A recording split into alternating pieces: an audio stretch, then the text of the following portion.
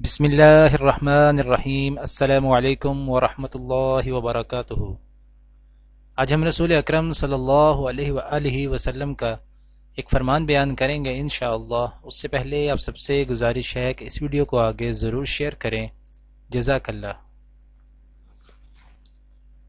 حضرت ابو ہریرہ رضی اللہ تعالیٰ عنہ بیان کرتے ہیں کہ نبی کریم صلی اللہ علیہ وآلہ وسلم نے فرمایا کہ ہر نبی کو ایسے ایسے معجزات عطا کیے گئے کہ انہیں دیکھ کر لوگ ان پر ایمان لائے۔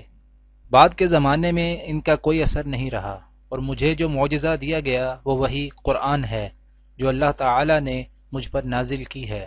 اس کا اثر قیامت تک باقی رہے گا، اس لیے مجھے امید ہے کہ قیامت کے دن میرے تابع فرمان لوگ دوسرے پیغمبروں کے تابع فرمانوں سے زیادہ ہوں گے انشاءاللہ۔